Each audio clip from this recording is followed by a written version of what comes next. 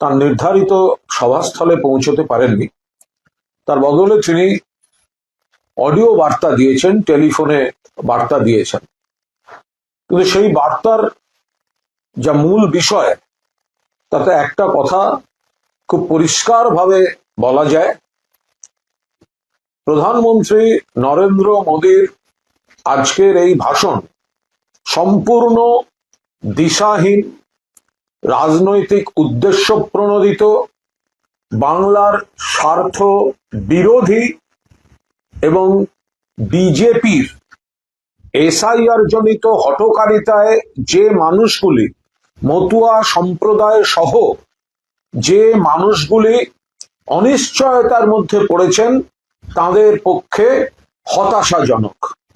অর্থাৎ প্রধানমন্ত্রী নরেন্দ্র মোদীর ভাষণ দিশাহীন, দায়িত্বজ্ঞানহীন, বঙ্গ বিরোধী এবং বিশেষভাবে এসআইআর জনিত কারণে মতুয়া সম্প্রদায় সহ যারা অথই জলে পড়েছেন, অনিশ্চয়তার মধ্যে পড়েছেন, তাদের পক্ষে চূড়ান্ত হতাশাজনক। যে সময়টুকু তিনি পেয়েছিলেন অডিও বার্তা দেওয়ার, তার মধ্যে তার সুযোগ ছিল মতুয়া সম্প্রদায়কে বা যে মানুষ এই এসআইআর নামক বিজেপি প্রভাবিত নির্বাচন কমিশনের হঠকারিতায় যারা অনিশ্চয়তার মধ্যে পড়ছেন, তাদের জন্য তিনি মনে করলে বার্তা দিতে পারতেন, কিন্তু তার কাছে কোনো বার্তা নেই। নরেন্দ্র মোদীর বক্তব্য থেকে আজ প্রমাণিত, মতুয়া সহ যারা এসআইআর জনিত কারণে অনিশ্চয়তার মধ্যে পড়েছেন, তাদের আশু সুরাহার কোনো বার্তা নরেন্দ্র মোদীর সরকার এবং বিজেপির কাছে নেই। প্রধানমন্ত্রী খালি হাতে এসেছেন। প্রধানমন্ত্রী বাংলার বকেয়া নিয়ে একটি শব্দ উচ্চারণ করেননি। বাংলায় 100 দিনের টাকা দেননি, আবাসের টাকা দেননি, 2 লক্ষ কোটি টাকা বাংলার বকেয়া, একটি শব্দ ব্যবহার করেননি। প্রধানমন্ত্রী তার বক্তব্য রাখতে গিয়ে বলেছেন যে তৃণমূল আমার বিরোধিতা করুক, তৃণমূল বিজেপির বিরোধিতা করুক, এইরকম একটা ন্যারেটিভ করতে চেয়েছেন। আমরা উল্টে বলছি যে আপনি ক্ষমতা থাকলে তৃণমূল কংগ্রেসের বিরোধিতা করুন, কিন্তু বাংলার মানুষের বিরোধিতা করছেন কেন? বাংলার গরিব মানুষকে কাজ করিয়ে টাকা দেননি, বাংলার মানুষকে আবাসের বাড়ি দেননি, বাংলার আপনি তৃণমূল কংগ্রেসের বিরোধিতা করুন, গণতান্ত্রিক পরিসরে রাজনৈতিক বিরোধিতা করুন, কিন্তু সেটা করতে না পেরে আপনারা বাংলার মানুষকে আপনারা ভাতে মারছেন, অসম্মান করছেন, বাংলা ভাষাকে অসম্মান করছেন, বাংলা যারা বলছে তাদের অন্য রাজ্যে তাদের উপর নিপীড়ন চালাচ্ছেন, বাংলা দেশে পাঠিয়ে দিচ্ছেন বাংলাদেশি বলে।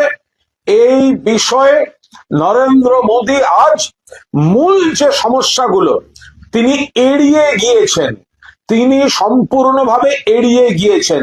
তিনি বলেছেন কাটমানি কমিশন।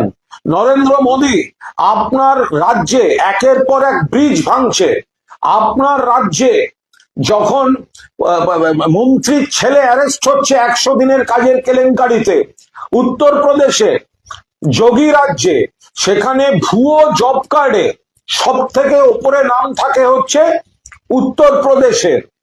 নরেন্দ্র মোদীজি আপনি রাজনৈতিক কুৎসা করছেন তৃণমূলের বিরুদ্ধে, কিন্তু আপনার সরকারি দফতর একের পর এক বিভাগের রিপোর্টে দেখিয়ে দিচ্ছে সারা ভারতবর্ষের মধ্যে পশ্চিমবঙ্গ উন্নয়নের ক্ষেত্রে, মানুষকে পরিষেবা দেওয়ার ক্ষেত্রে সেরা কাজ করছে। অর্থাৎ প্রধানমন্ত্রীর সরকারি দফতরের রিপোর্ট প্রশংসা করছে, আর প্রধানমন্ত্রীর রাজনৈতিক সত্তা বিজেপির হয়ে তিনি বাংলার বিরুদ্ধে কুৎসা করছেন।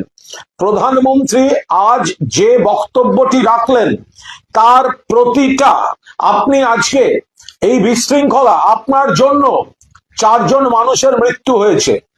আপনাদের বিশৃঙ্খলায় কি দেখা গেল? আপনাদের বিশৃঙ্খলায় সেখানে কোনো দায়িত্বশীল বিজেপি রাজ্য নেতাকে দেখা যায়নি ভিড় সামলাতে। আপনারা যেখানে সরু জায়গায় বেশি লোক ঢুকিয়ে দিয়েছিলেন, আপনার সভা এমন কিছু বড় হয়নি, অল্প জায়গায় বেশি লোক ঢুকিয়েছেন দায়িত্ব জ্ঞানহীনের মতো, বড় সড় দুর্ঘটনা ঘটতে পারত। একজন বিজেপি রাজ্য নেতাকে দেখা যায়নি সেই মবকে সেই জায়গাটাকে কন্ট্রোল করতে। চেয়ার ছোঁড়াছুড়ি, সেখান থেকে গেট ভাঙা, সেখান থেকে সমস্ত রকম বিশৃঙ্খলা হয়েছে। সংযমের সঙ্গে পশ্চিমবঙ্গ পুলিশ এই বিজেপি কর্মীদের বিশৃঙ্খলা, বিজেপি কর্মীদের যে অন্যায় আচরণ, সেইগুলোকে তারা সামাল দিয়েছেন। একজন নেতাকে দেখা যায়নি, তারা মঞ্চে বসেছিলেন। প্রধানমন্ত্রী নরেন্দ্র মোদী, মনে রাখবেন, আপনি আজকে নামতে পারেননি। 2026-এর আপনি নাকি বাংলায় যাত্রা শুরু করতে এসেছিলেন। আমাদের সর্বভারতীয় সাধারণ সম্পাদক অভিষেক বন্দ্যোপাধ্যায় কিছুদিন আগে সংসদে, লোকসভায় বিজেপিকে একটা কথা বলেছিলেন, মনে রাখবেন, कुर्सी की पेटी बांध लीजिए, मौसम अब बिगड़ने वाला है। নরেন্দ্র মোদীজি, আপনি যে প্রথম সভাটায় হোঁচট খেলেন, আপনার হেলিকপ্টার যে নামতে পারলো না, এটা হচ্ছে অ্যাক্ট অফ গড। মনে করুন অভিষেক ব্যানার্জির কথা, कुर्सी की पेटी बांध लीजिए, मौसम बिगड़ने वाला है। ये बंगाल में भाजपा के लिए मौसम बिगड़ चुका है। কারণ বাংলার বকেয়া টাকা নিয়ে একটা শব্দ নেই, আজকে একটা শব্দ নেই। বাংলা ভাষাকে অপমান করেছেন, একটা শব্দ নেই। বাংলা ভাষী পরিযায়ীদের হেনস্থা করেছেন, একটা শব্দ নেই। বাংলা ভাষী বলে বাংলাদেশে পাঠিয়ে দিয়েছেন। কোর্ট দেওয়ার অর্ডার দেওয়ার পরও কতদিন ঝুলিয়ে রেখেছিলেন সোনালী বিবিকে, এখনো কয়েকজন আটকে রয়েছে, একটা শব্দ নেই। শুধুমাত্র আজ যারা অপেক্ষা করছিলেন মতুয়া সম্প্রদায়ের, যে তাদের গতকাল বিজেপির নেতারা, তারা তো বলছিলেন, গতকাল বিজেপির নেতারা পর্যন্ত বলেছেন যে উনি আসছেন সুরাহা দিতে। কাল তো বিজেপির নেতারা বলেছেন উনি আসছেন এই SIR সুরাহা দিতে। কোথায় সুরাহা? একটা শব্দ তিনি বলতে পারেননি বা বলেননি, ওনার বলার কিছু নেই।